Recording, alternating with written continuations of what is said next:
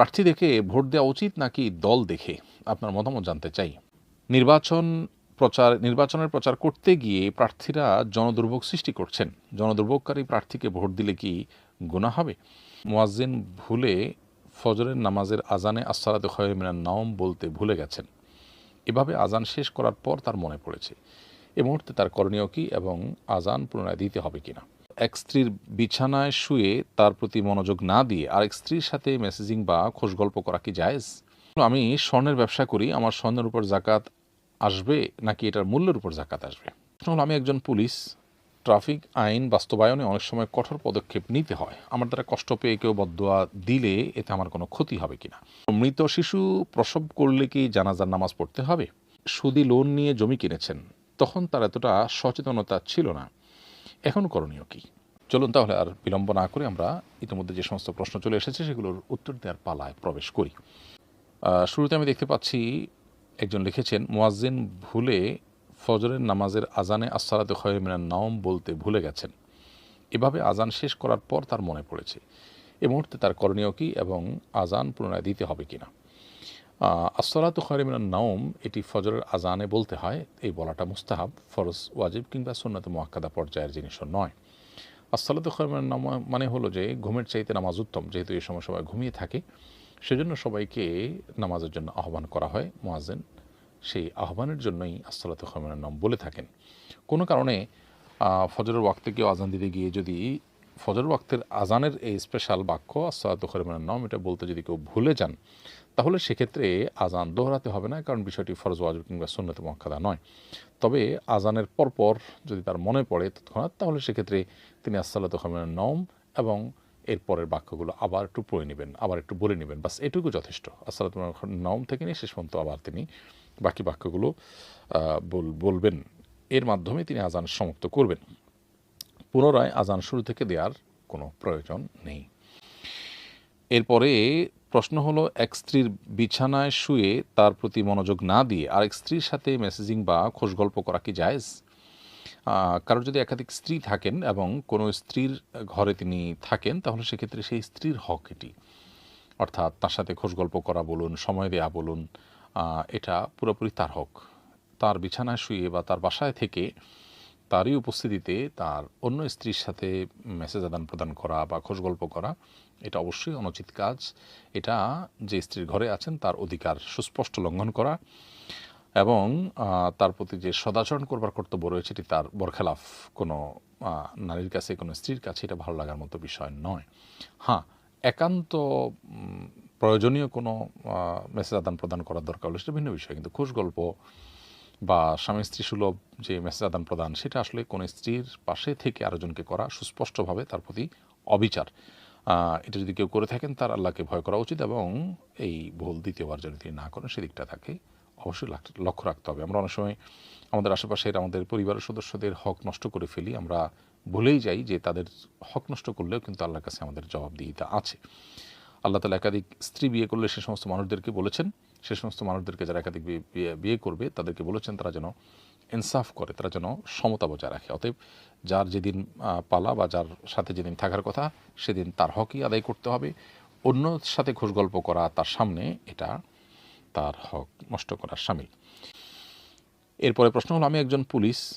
Traffic আইন বাস্তবায়নে অনেক সময় কঠোর পদক্ষেপ নিতে হয়। আমার দ্বারা কষ্ট পেয়ে কেউ বদদোয়া দিলে এতে আমার কোনো ক্ষতি হবে কিনা?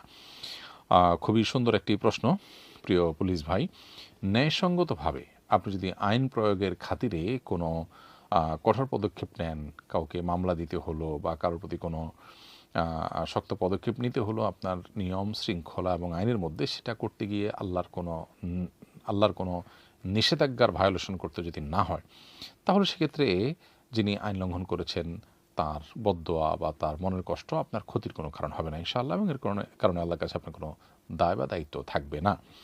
তবে এটা আপনাকে মাথায় রাখতে হবে যে আপনি যদি অন্যায় করে থাকেন, জুলুম করে থাকেন, তাহলে সেক্ষেত্রে তার বদদোয়া ছাড়াও আপনি আল্লাহর কাছে পাকড়াও হবেন।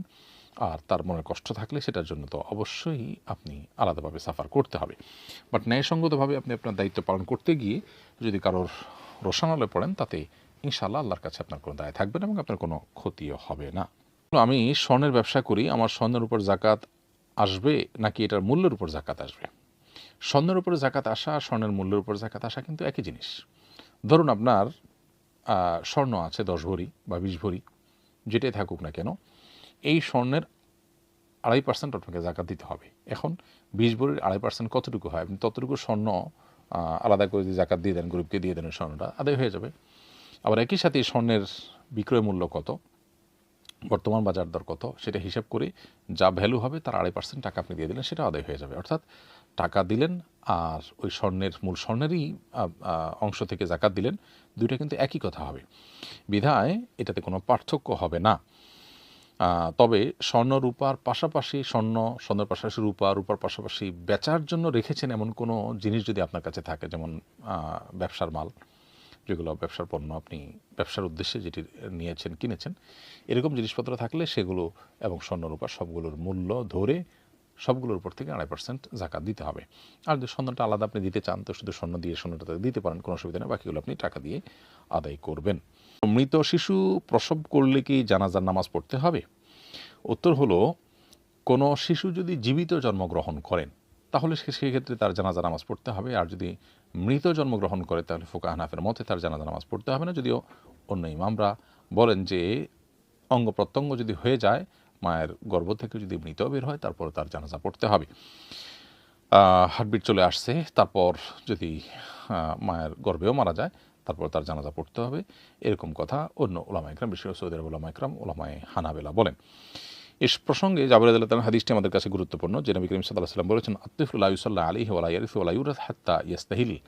তিরমিজি বর্ণিত হাদিসে নবী সাল্লাল্লাহু আলাইহি ওয়াসাল্লাম বলেছেন, বাচ্চা মারা গেলে তার জানাজা হবে না, তার কোনো ওয়ারিসও হবে না, সে ওয়ারিস হিসাবে পাবেও না, যদি তার জন্মের পর মানে তার মধ্যে যদি কোনো প্রকার নড়াচড়া না থাকে বা তার মধ্যে যদি কোনো প্রকার প্রাণ না থাকে।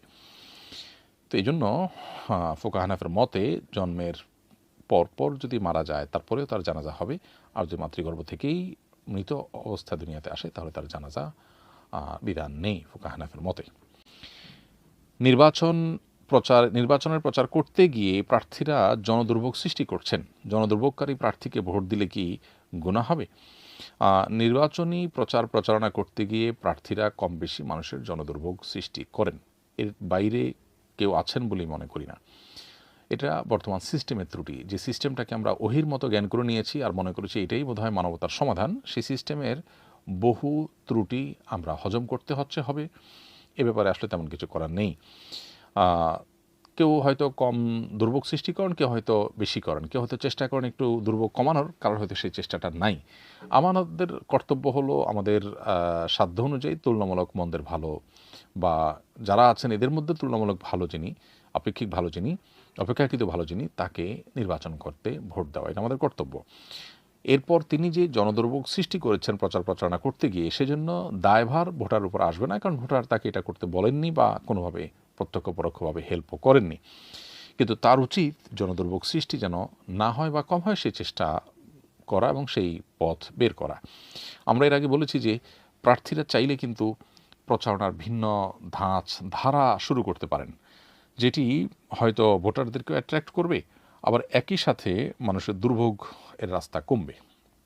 আমরা বলেছিলাম যে কোনো কালভার্ট নির্মাণ বা কোনো বাঁধ নির্মাণ, কোনো রাস্তাঘাট মেরামত কিংবা পরিচ্ছন্নতা অভিযান কোনো নেতা যদি তার অনুসারীদেরকে নিয়ে করেন, তাহলে এটা প্রদর্শনের জন্য না করে যদি পুরো আয়োজনটাই হয় যে রাস্তায় যখন আমি করবই গণসংযোগ, তো সেই গণসংযোগটা শুধু গণসংযোগই হলো না, সেখানে কোনো সামাজিক কাজও করলাম, তাহলে সেক্ষেত্রে সেটা অনেক বেশি প্রশংসনীয় হতো এবং ভালো কাজ হতো। আমি আশা করব যে আমাদের প্রার্থীরা রাস্তাঘাট দখল করে, মানুষের চলাচলে ব্যাঘাত সৃষ্টি করে, জনদুর্ভোগ সৃষ্টি করে, দূর দূরান্তে মাইক লাগিয়ে মানুষের ঘুম হারাম করে, যত্রতত্র পোস্টার সেটে যার তার ওয়ালে চিকা মেরে তারা নির্বাচনী প্রচার না করে বরং ইতিবাচক এবং ভিন্নধর্মী প্রচারণার রাস্তা তারা যেন শুরু করেন। স্বামী সুদি লোন নিয়ে জমি কিনেছেন, তখন তার এতটা সচেতনতা ছিল না, এখন করণীয় কি? উত্তর হলো, সুদি লোন নিয়ে যে জমি কিনেছেন তখন সচেতনতা ছিল না, আল্লাহর ভয় ছিল না, সেই জন্য আপনি তওবা করবেন, সেই জমি আপনার জন্য ব্যবহার করা হালাল হবে। আল্লাহ রাব্বুল আলামিন কোরআনে কারিমে বলেছেন, ফামান জাআহু মাউইযাতুম মির রাব্বিহি ফান্তাহা ফালাহু মা সালাফ। কেউ সুদি কারবার করেছেন আল্লাহর ভয় তার অন্তরে ছিল না, তিনি জানতেন না, সেই সচেতনতা ছিল না, এরকম অবস্থা। এরপরে যখন আল্লাহর উপদেশ তার কাছে এসেছে, আল্লাহর নির্দেশনা এসেছে, ফান্তাহা, এরপর সে বিরত হয়েছে, আর সে এই গুনাহের দিকে যায়নি। এরকম যদি হয় তাহলে তার পূর্বে যেটি করেছেন সেটার জন্য আল্লাহর কাছে মাফ চান, আল্লাহ মাফ করবেন ইনশাআল্লাহ, এবং সেই সম্পদ ভোগ করা তার জন্য হালাল হবে। প্রার্থী দেখে ভোট দেওয়া উচিত নাকি দল দেখে, আপনার মতামত জানতে চাই।